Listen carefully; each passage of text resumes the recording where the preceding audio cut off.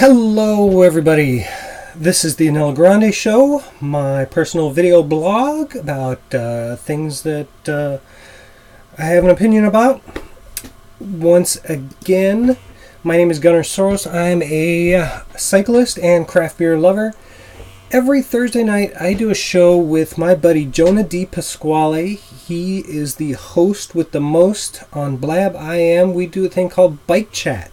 And this week, on the 12th of May, we will be talking to Seamus Powell, downhiller from New York State. He is doing some great stuff. He's riding strong. Watch out for him and be sure to tune in to the Bike Chat with him, where we'll be talking to him about his cycling career and what he's got going on.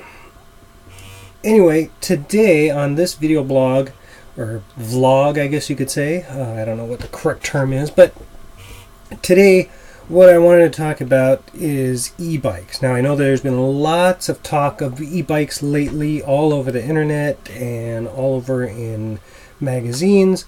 It's kind of exploded.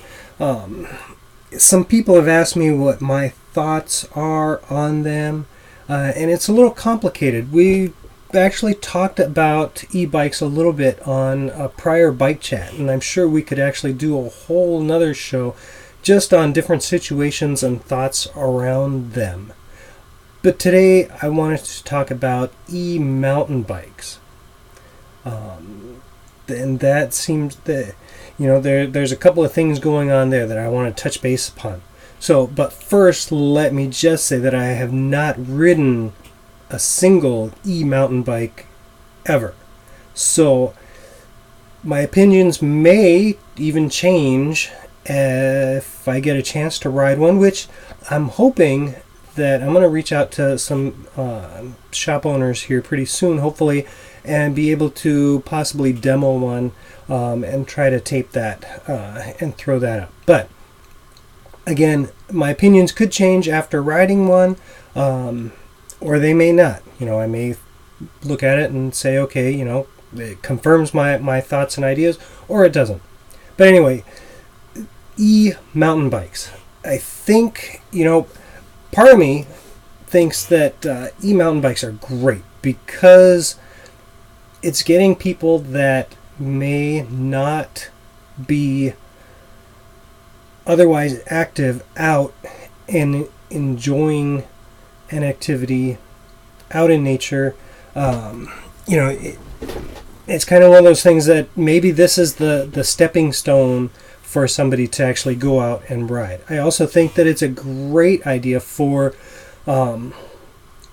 either riders with some sort of disability or some sort of limiting factor that keeps them from riding with other people. Imagine going out and trying to keep up with some pro rider. It's going to be very demoralizing, and you won't be able to ride with them very long. In addition to possibly holding them back, you may not be able to get out and ride for as far and as long as they were doing.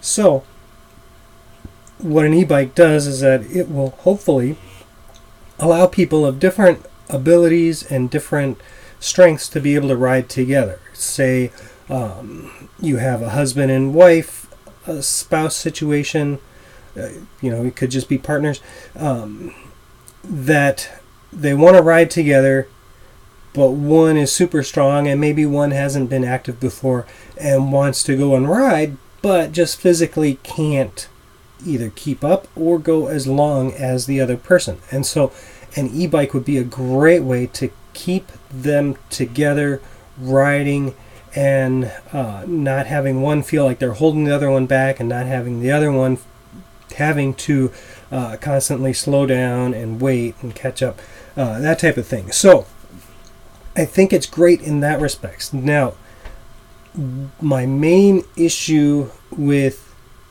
e-mountain bikes, and again, this is not having ridden one, so I don't know how powerful they are, how the assist actually works. I mean, I've ridden a couple of regular e-bikes, and I know that most of those, they're pedal assist, so you have to be pedaling in order for the e-motor to be kicking in.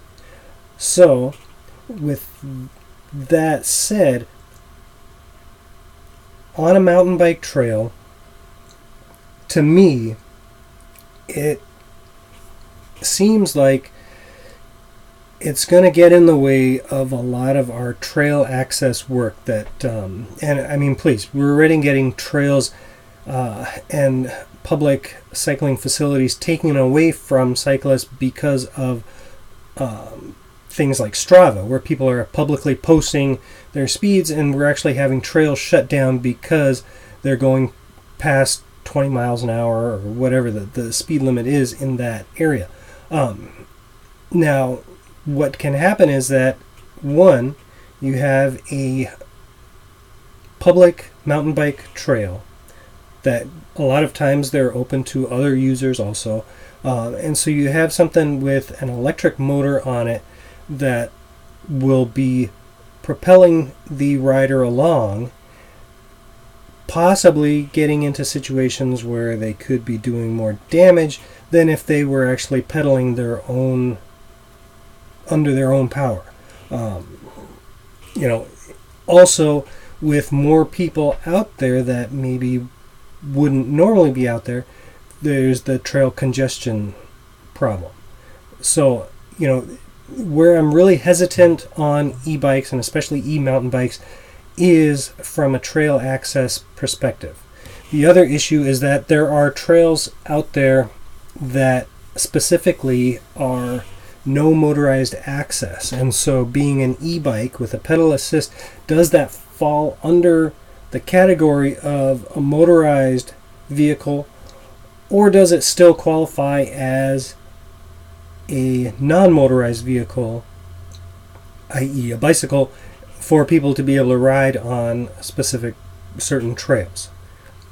I know that there are people that say they should be allowed to be ridden anywhere a regular mountain bike can be ridden, and then there's other people that say that no, they should not. They should only be allowed where motorized, i.e. motorcycles, quads, four-wheelers, that type of thing, are allowed, and if it's a non-motorized trail, then no e-bikes.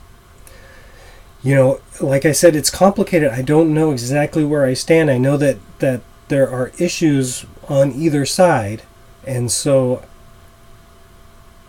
off the top of my head, I say, you know what, it's a motorized vehicle. It should not be allowed. But I do see the benefit for weaker riders just getting into it, wanting to ride with somebody that is stronger, or somebody with some sort of possible disability, let's say leg differences or weaker legs or that type of thing. So it is a complicated situation, and I don't think it's something that we're going to see go away anytime soon, especially with the market kind of exploding. I mean, Specialized has their, Levo FSR line of e-mountain bikes, and I think Trek's putting some out, as well as some other brands that are just e-bike specific. It's really interesting. Personally, would I be buying one for my own use? Probably not, but I do see the benefit for some people, and hey, you know what? Maybe it would be a good way for a friend of mine, maybe, or somebody that I know, that if they're not into it and they want to go out for a ride, I'd be able to take them for a ride if they had an e-mountain bike, and they wouldn't feel like, oh, well, I'm just going to hold you back and that type of thing. So that's where I stand, at least at this moment. 95% of me says, you know what, keep them off of mountain bike trails unless it's a multi-use motorized vehicles allowed trail. But then that 5% of me says, you know what, if it's a way to get people on bikes, then why should we hold them back? Okay, that's the topic for today. Go ahead and give a comment below if you have something to say about it. Also, give this video a like if you did like it. Also, get in contact with me if, you know what, I can be bought just like anyone else. If you want to sponsor this, or if you want to sponsor Bike Chat, please message me, get in touch, and we'll see what we can work out. My name is Gunnar. This has been the Anello Grande Show. I will talk to you later.